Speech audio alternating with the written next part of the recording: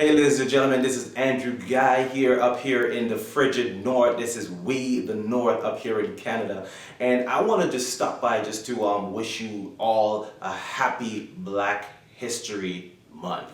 Now, when we talk about Black history, there's so many stigmatism that surrounds the actual celebration. You know, it first started as a Black History Week, and then it went to a Black History Month. But what I want to focus on today is not really so much the color of the celebration, but so much the contribution that people of color have added to this world.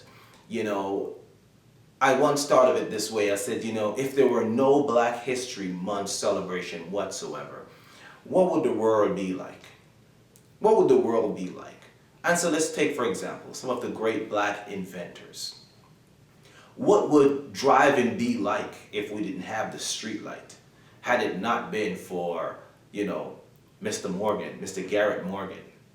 What would the taste of peanut butter be like? Or would we even know what peanut butter tastes like? Had it not been for a Black inventor, George Washington Carver. There's so many other individuals that add to make this life so rich, so powerful, such a grand experience that sometimes we forget all about it.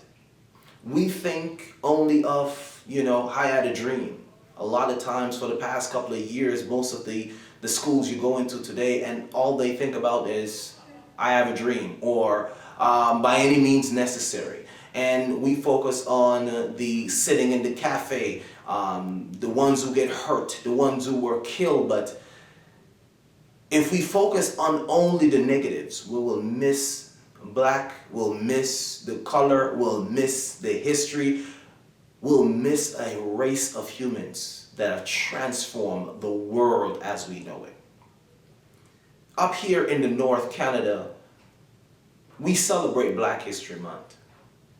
But I don't want you to think of Black History Month as just some 28 days or 29 in a leap year. I don't want you to think of it like that. I want you to think of all the contributions that were made by these strong individuals who made sure that their voices were heard, that their dreams were lived out, that their inventions came to life, and that their gifts were utilized and brought to life to bring the Creator glory. Because think of it this way. Had none of these things been recognized, had none of these things been created, what would history be? It may have been his story of what we thought went down.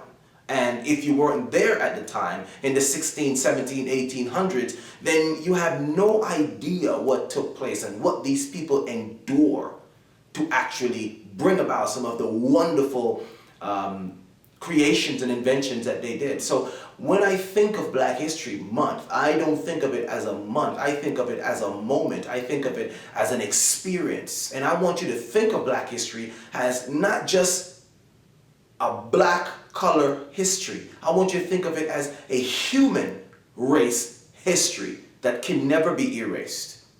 Because if you didn't have all of these great inventors, people of color who have walked this planet, who have graciously graced this platform of what I call great thinkers, we will never have the opportunity to actually be doing some of the things that we are doing today. Some of the things that we use, the clipper, the hair clipper. I cut my hair this morning. That happened because someone invented that. I drove on the street this morning. That happened because someone invented that. I ate peanut butter a few days ago. Yum, yum. Hey man, it was off the chain. I was able to experience that because someone invented that. Yes, a person of color. I want to ask you, I want to invite you to not look at Black History Month as just a month, but think of it as a moment in history that we are now experiencing. So Black history is not just a month. It is an experience. It has little to do with color. Martin Luther King says he had a dream. Now, he had a dream. Our goal now in life as human race is to live the dream. Live the dream. And as he said that, he hoped that we would be discovered for the content, not the color of our skin, but for the content of our character. And I'm going to go a little deeper than that. You must be discovered not by the content of your skin or the color of your skin, so to speak, and not even by the content of your character, but what makes you human. What makes you human, a human being, makes you a person. And if we look past the color of skins, we would see greatness. We would see masterpiece. We would see a piece of the master that was cut out from the Creator himself. This is the history that we share. This is the experience that we share. We don't just share a skin tone. We share an experience that can never be erased. It is indelible in our mind, in our psyche, in our DNA. Everywhere you look around, you see greatness. And had it not been for those people who stepped up, had it not been for those guys who says, you know what, I am going to do it despite of. I'm going to do it despite of the name calls. I'm going to do it despite of the ridicule. I'm going to do it despite of the beatings. I'm going to do it despite of the dogs chasing me. I'm going to do it despite of the separation of state and religion and the separation of water fountain and restroom breaks. I'm going to do it anyhow. That's the experience that we share. It goes beyond skin tone. And I'm going to look at it from an anatomical perspective. If I were to cut the human body from the sternum all the way down to the pubis and open it, what you would see is content that makes us more sane than we are different. You would see the heart beating in the left upper cavity of the chest. And if you look below that, you see 2 lungs. And if you look below that, you see a diaphragm. And if you go posterior to that, you see a vertebral column. There's so many more organs and tissues that are inside the human body. So if we look past the skin tone, you will see greatness. You will see a masterpiece that the Creator have taken his time to make sure it was fashioned in a way that is unlike anything that the Big Bang never theorized that could have happened. This is the history that we share. This is the experience I want you to come away with. It is not just a month. It is not just 28 days or 29 in a leap year. This is an experience that happens every day. Every day. I want to invite you to remember the Black history is a moment. Every time you take a breath, you will remember the moment. When you think of Black history, we think of Rosa Parks, who decided it's not even about the bus. It is not even about a place in the bus. It is about a human being who decided that enough was enough. Has nothing to do with where they're sitting in the bus. It is about realizing that I am a human being and I have rights. And so I decided not to give up my seat. That, my friend, you cannot put a color of skin on that. That is called an experience. When I think of Frederick Douglass, the great orator, you cannot look at just a skin tone. You look at an experience. And if we come through modern time to my neck of the woods, when I think of an experience. I think of my mother, Una Mae Guy, a woman that went through arduous time, extremely difficult times, abuse. But she refused to give up. She refused to look back. She was always looking forward, and had it not been for her, I would not be here today. Had it not been for her, I would not be here today. So yes, we think about the great people that have done awesome things, but bring it closer to your neck of the woods. When you think about Black history, think of your mother, think of your father that sacrificed for you to be here today. And yes, when I think about Black history, I don't think about just the pain and the suffering and the sorrows and the aches and pains that they've been through. I think about the ones who chose to experience these things because they want to change today.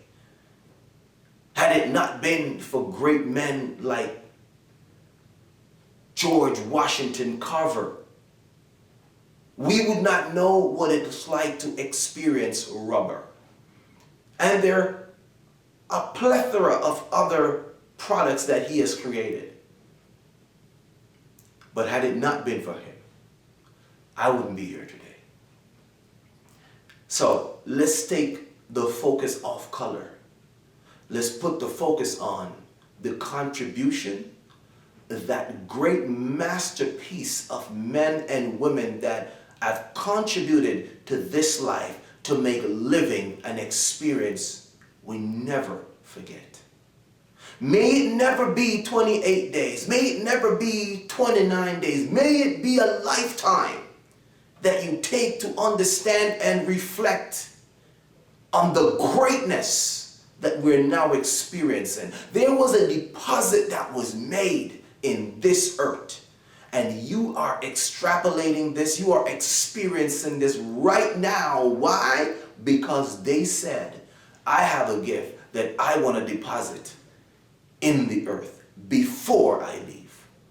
What's great about this earth is not they didn't just deposit it inside the grave. They deposited inside other human beings. A great speaker once said, Dr. Miles Monroe from Nassau, Bahamas, he said that the greatest place or the richest place on earth is the graveyard. And what he meant was that there's songs that haven't been sung, poems that haven't been written, movies that hadn't been made, books that hadn't been written, stories that hadn't been told, awards that have not even been received that are now in the grave. And you always wonder why the trees are happy when the wind is blowing. It's because that they are feeding on the nutrients that should have been deposited in people. And as much as I respect Dr. Miles Monroe, I want to go out on the limb and I want to say this. The greatest place on earth is no longer the grave. The greatest person or the greatest place on earth is in you. Why? Because you are alive. You can transform the world unlike the dead can. The dead has no more say. It is finished. It is over. That chapter has already been done. And there is nothing that person can do anymore. But the greatest place on earth is you, the living. Because you now have an opportunity to change tomorrow starting with today. So you are the greatest place on earth. And the greatest place on earth is not a place, is in a person that is alive. Why? Because you now have the opportunity to tell the stories that must be told, to invent the inventions that must be invented, to go to places that must be discovered, to tell the stories that must be told, to write the books that must be written, to go to places unlike what Gene Roddenberry said, where no man has gone before. It is now up to you. No longer the dead person. It's up to you. So I stopped by from We the North to empower you to look at this new perspective of Black History Month as no longer a colored month, but it is an experience and a moment that we will cherish for life. I think about the great, well, I will say it, Oprah Winfrey. Not many people think she's great, but the things that she has done, the pathways that she has opened for hundreds of other colored people is unprecedented. She was a woman that they said was gonna amount to anything. As a matter of fact, had it not been for Oprah Winfrey, who got that bill signed to protect young children, that would not have been signed by Bill Clinton in 1993. The Child Protection Act was originated by Oprah Winfrey.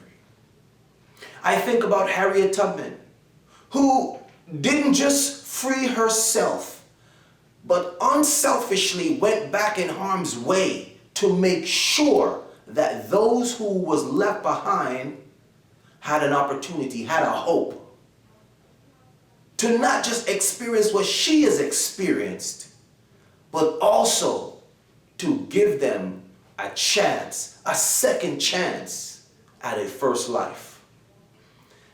When we think about Black history, it's not just about the bad that happened. It's about the good that was deposited. It's about the lives that lived, not just the ones who died, but the ones who died so we can live.